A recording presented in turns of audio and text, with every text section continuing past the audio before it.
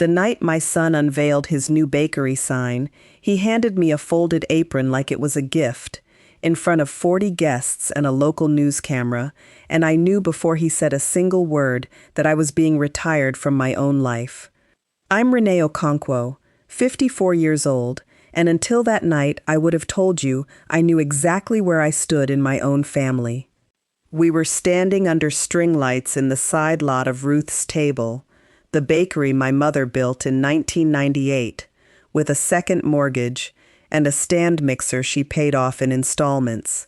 I had on the blue dress I wear for things that matter.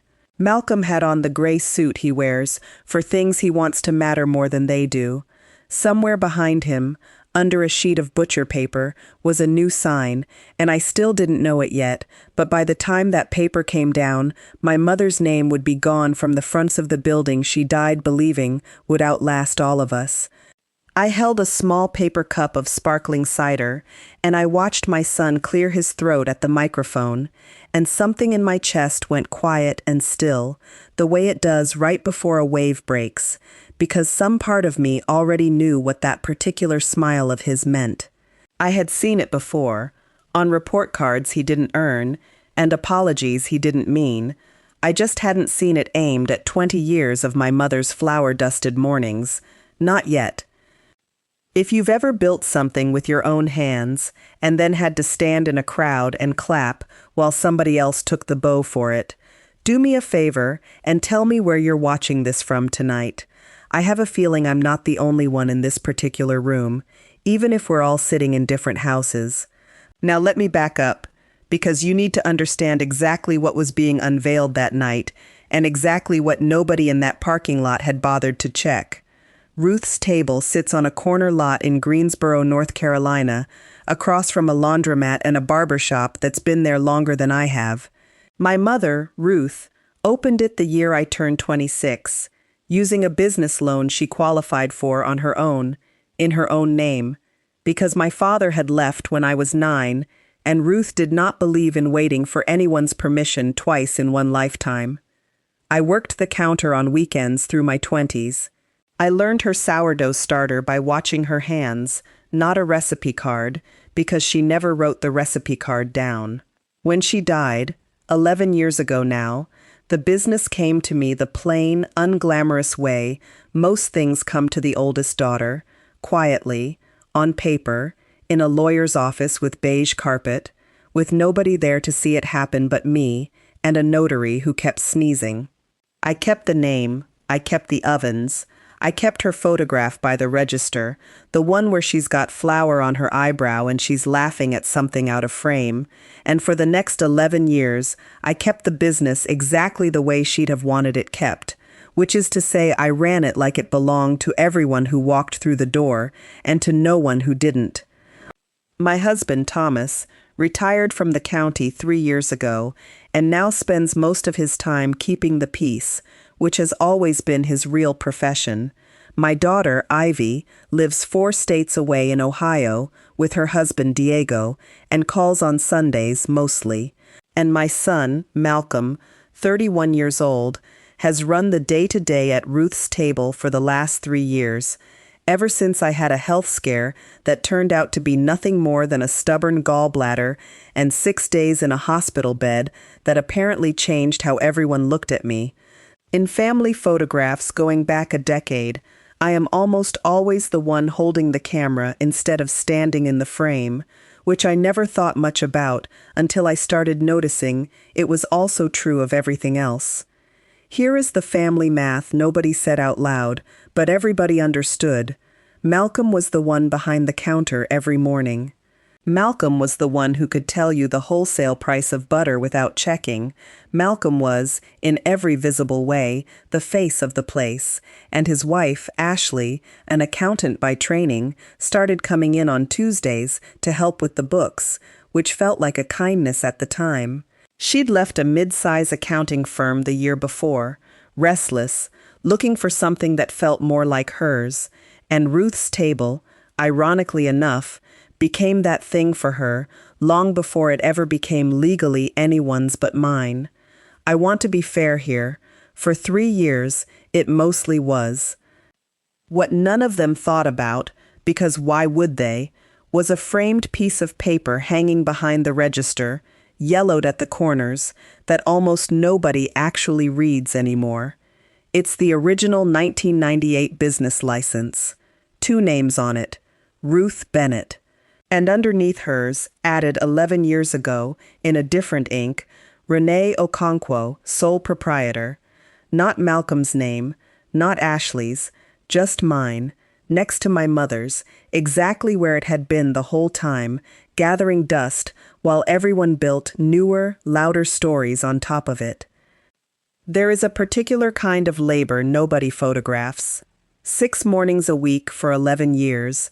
I was the one who unlocked the back door at 4:45, before the streetlights even switched off, and stood alone in the dark kitchen, waiting for the first oven to come up to temperature. I was the one who knew which supplier shorted us on eggs twice a year like clockwork, and which walk-in shelf iced over if you didn't defrost it by hand every October. Malcolm knew the front of the business, the register, the customers, the version of Ruth's table that smiled back at him. I knew the 4:45 version, the one that isn't a brand, the one that's just work. I never once thought that difference would matter to anyone but me. The night of the anniversary, Malcolm tapped his glass, and the string lights caught the top of his head the way they do in pictures you frame. He thanked everyone for coming. He talked about legacy, which was a word I noticed he used the way some people use a coupon, like it was worth less every time he spent it. And then he said the sentence, I have replayed more times than I'd like to admit. Ruth's table was a lovely story to tell customers, he said, smiling out at the crowd like he was handing them something. But this is a business now. The butcher paper came down. Underneath it, in brushed steel letters, twice the size of the old wooden sign, it said Okonkwo's. Not a single letter of my mother's name survived the unveiling. And before I could fully take in what I was looking at, Malcolm turned, picked up a folded apron from the table beside him, the good denim one, the one I wear, and pressed it into my hands like a retirement gift, and said, into a microphone that carried his voice clear across the parking lot, that I deserved a break after everything I'd given this place. A local news reporter, a young man with a lapel mic, stuck it toward my face and asked how it felt to pass the torch. I said it felt like a lot to take in on a Tuesday. I smiled. I folded the apron in half, then in half again, the way you fold something you intend to keep, and I stood there holding it while 40 people who loved my son applauded him for something that was never his to give away. I did not raise my voice that night. I want you to understand that clearly, because everything that happened after only makes sense if you understand that I have never once, in 54 years, solved a problem by getting loud in a parking lot. The days right after the party were the strange ones, the ones where the ground looks normal, but you can already feel it isn't. A produce vendor called Wednesday morning to confirm a new delivery contract, and he used the words, under the new ownership, and I asked him, as calmly as I could manage while whisking egg wash, where exactly he'd gotten that phrase. He said it was on the paperwork Malcolm's office had sent over. I said thank you, and I hung up, and I stood very still in the walk-in cooler for longer than the temperature really called for. Thursday, I found the press release. Ashley had, apparently, sent one out the week before the party, and a version of it had already run in the local business section, the kind of write-up that gets clipped and put on a corkboard somewhere. It described Malcolm as owner and founder of Okonkwo's, a bakery reimagined for a new generation. My mother's name did not appear in the article once, not as a footnote, not as a nod, as if Ruth had never stood in that kitchen at 5 a.m. for a decade before any of us were old enough to help her. Friday morning, a woman named Carla, who has bought the same cinnamon loaf from us every single Friday for 6 years, came in glowing, holding a folded copy of the article, and told me how proud I must be of Malcolm for finally modernizing the place. I rang up her cinnamon loaf. I thanked her. I did not tell her that the oven 3 feet behind me still had my mother's handwriting in grease pencil on the dial, marking the exact proof temperature for a Carolina summer. Carla meant it kindly. That, driving home that afternoon, was somehow the part that stayed with me longest. Not the cruelty, which at least you can brace against, but the kindness, aimed at entirely the wrong person. But here's the thing none of them had actually done. In all of that celebrating, not one of them had looked at the paperwork in 11 years. I had. Every year when the annual filing came due, it landed in my inbox, and every year I renewed it, quietly, the way you renew a library card, because nobody throws a party for compliance paperwork. Nobody had transferred a single legal thing, not the deed, not the LLC, not the trademark on the name that was no longer even on the building. They had built an entire new identity for that bakery on top of a foundation that still, on every document that mattered, said my name and my mother's. I didn't say any of that out loud yet. I just started paying much closer attention. It hadn't happened all at once, this slow handoff of a life's work. I want to be honest about that, because the truth is messier and more human than a single villain moment. It started the year of my hospital stay, when Malcolm quietly started opening on the mornings I couldn't, and I was grateful, genuinely grateful, the kind of grateful that makes you stop watching as closely as you used to. Ashley started helping with the books not long after, and I want to be fair to her, because for a long stretch, that help was real. She caught a billing error that would have cost us $2,000. She set up better tracking on the walk-in inventory. I had no reason then not to trust her judgment. Then, one Tuesday, maybe 8 months ago, she came by after close with her laptop already open, a spreadsheet glowing on the screen, and she mentioned, almost gently, like she was doing me a favor, that it might make things simpler for tax purposes if I signed a form restructuring the LLC to reflect who was actually running things day to day. She used the word simpler twice in that same conversation. I've thought about that a lot since. People who are genuinely being simple with you rarely have to say the word out loud. I remember saying I'd look at it. I remember meaning to. I remember 6 more urgent things happening that week, the way 6 more urgent things always happen, and the form going into a drawer, and me forgetting it existed. Ashley, it turned out, had not forgotten it existed.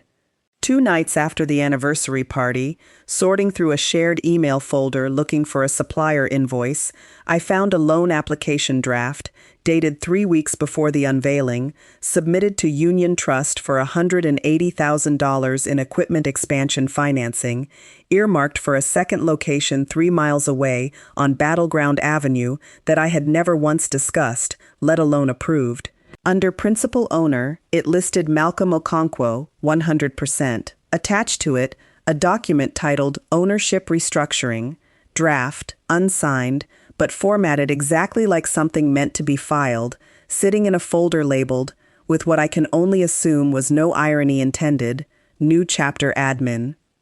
I sat at my kitchen table a long time that night, with my laptop open and my tea gone cold, and I felt something that wasn't quite anger. It was closer to the feeling you get when you realize a door you thought was locked has been standing open the whole time, and people have been walking through it without asking.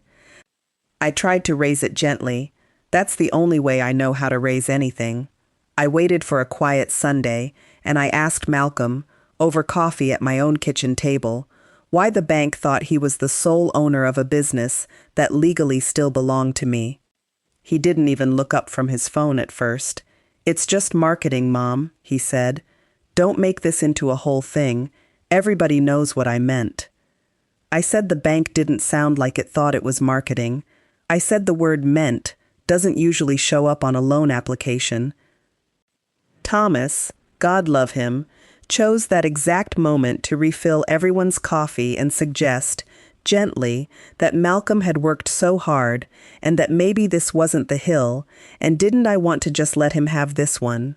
My husband has spent 30 years believing that if he can just keep everyone calm enough, long enough, the actual problem will eventually get tired and leave on its own. I love him. I have also learned, the hard way, that some problems do not get tired. They get comfortable. I let it go that morning. I want you to sit with that, because it's the part of this story that isn't flattering, and I think it's the part a lot of you will recognize. I let it go because I was tired, and because the alternative felt like blowing up a family dinner over paperwork, and because some quiet, well-trained part of me still believed that if I just stayed calm and reasonable long enough, my son would eventually do the right thing without my having to make him.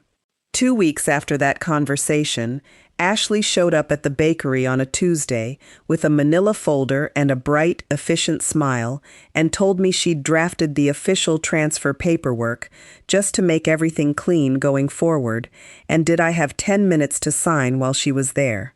The folder was pale blue, the same color as the ones the bank uses, and I remember thinking, in the half second before I opened it, that someone had chosen that color on purpose.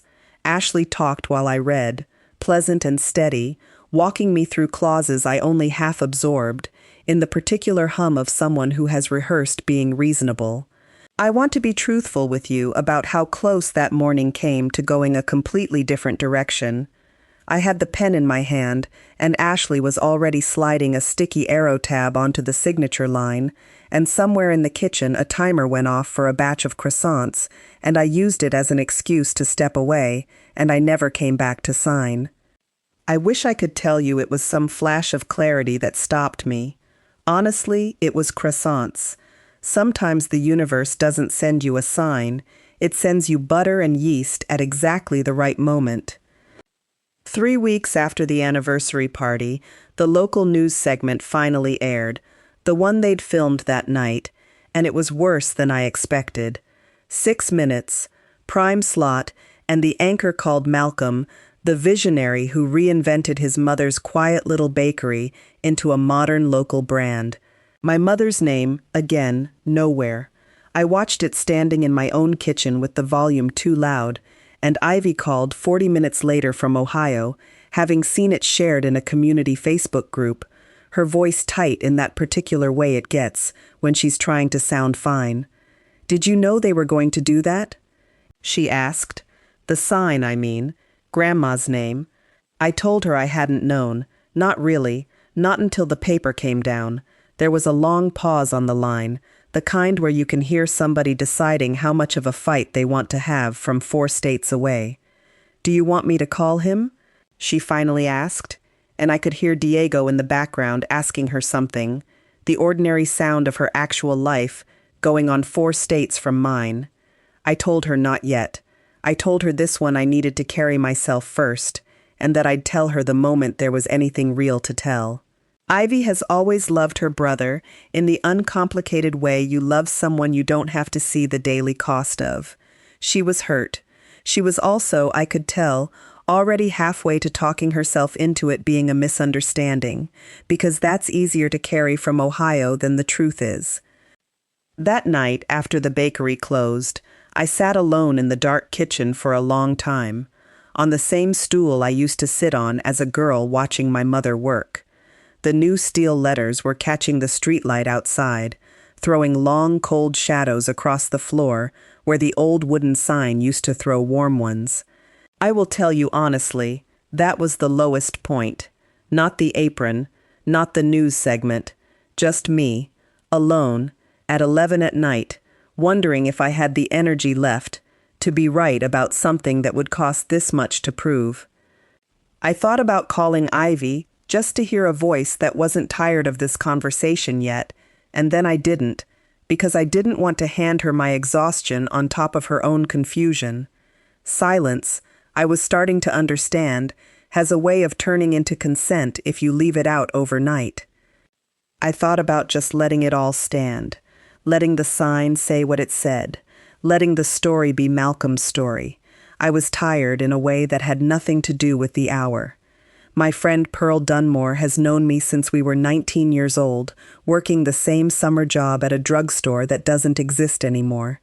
She spent 31 years as an escrow officer at a title company before she retired, which means Pearl has read more deeds, liens, and ownership disputes than most lawyers, and she has never once in her life let a piece of paperwork intimidate her.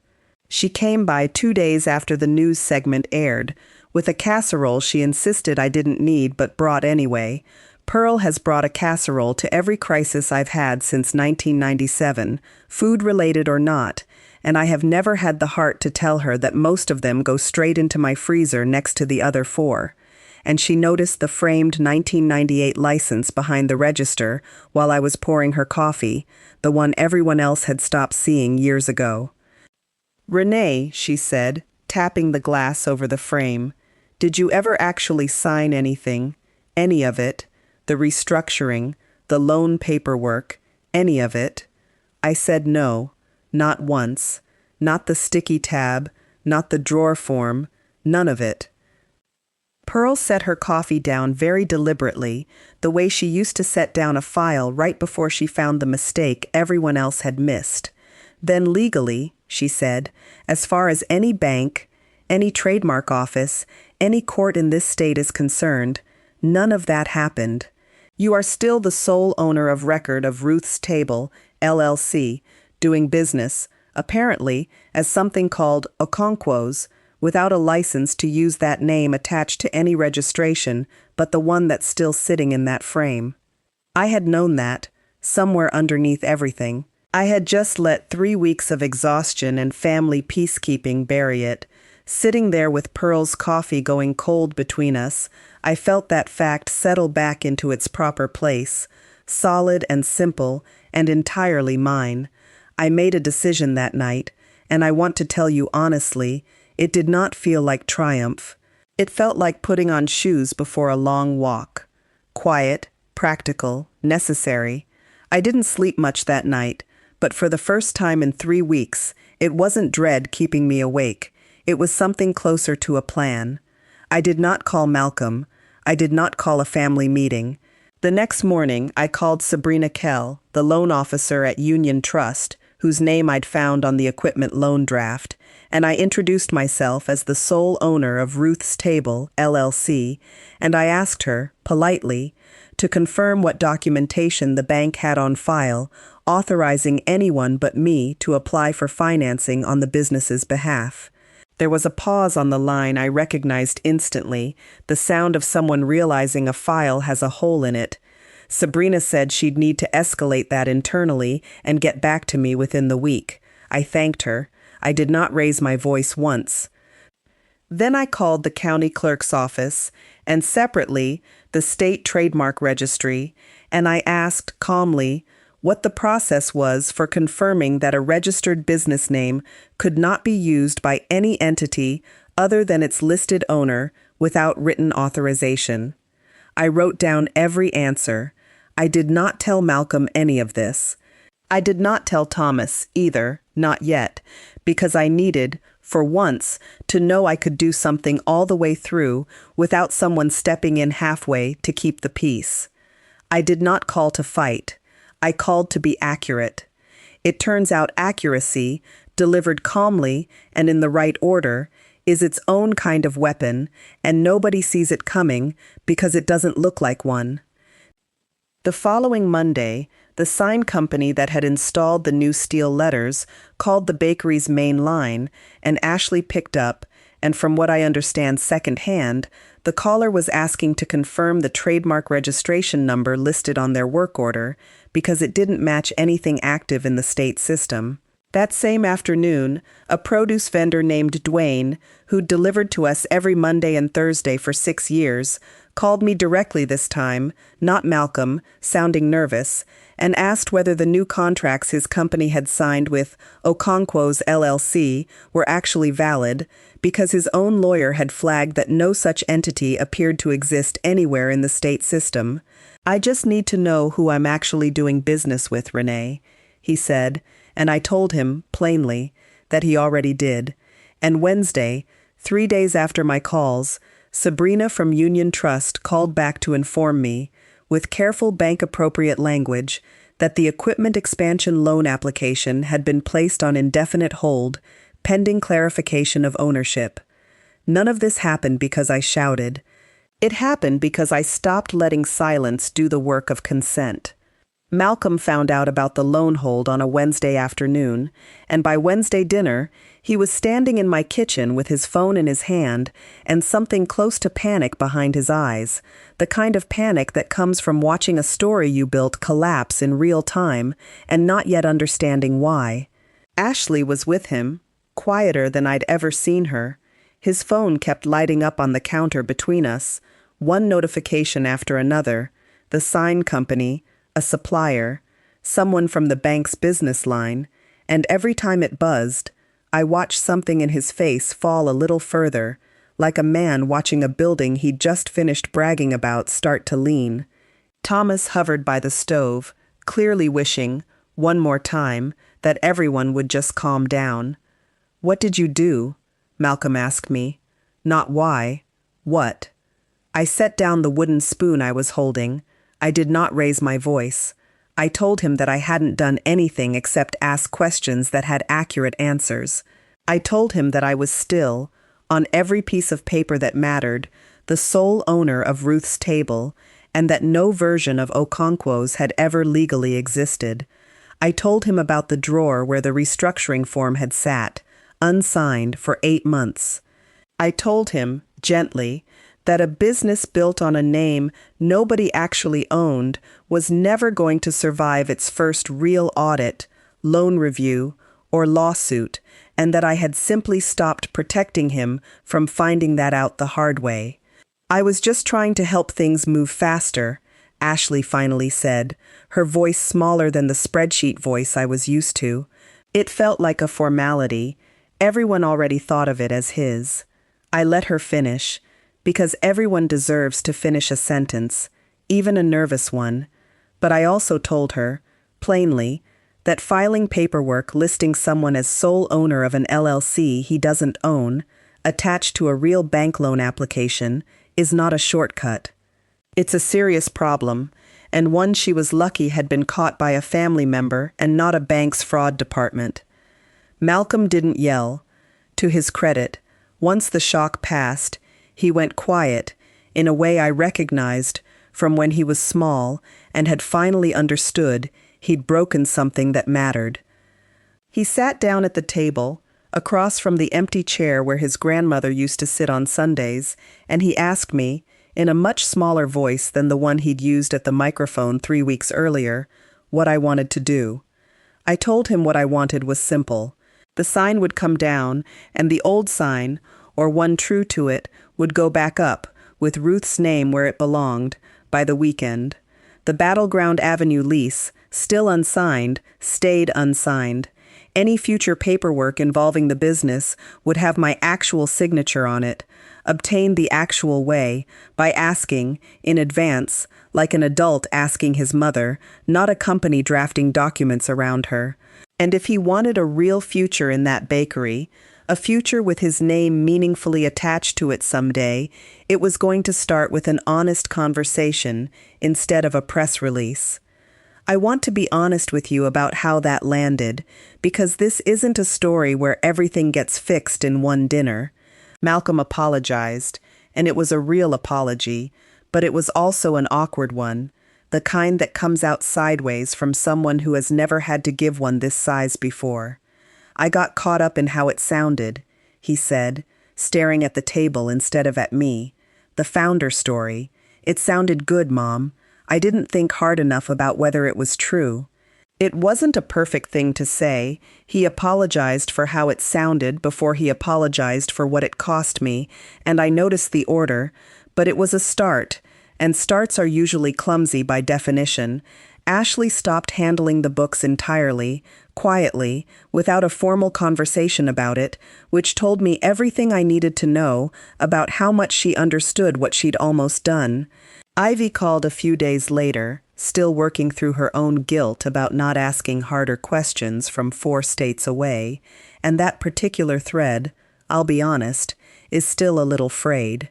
Some things don't fully mend just because the paperwork gets corrected.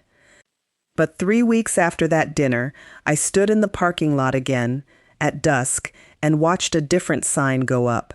Not neon, not steel, just good carved wood, the way my mother would have wanted it, with her name on top and mine underneath, exactly where it had always legally been, finally visible again, where anyone walking past could see it.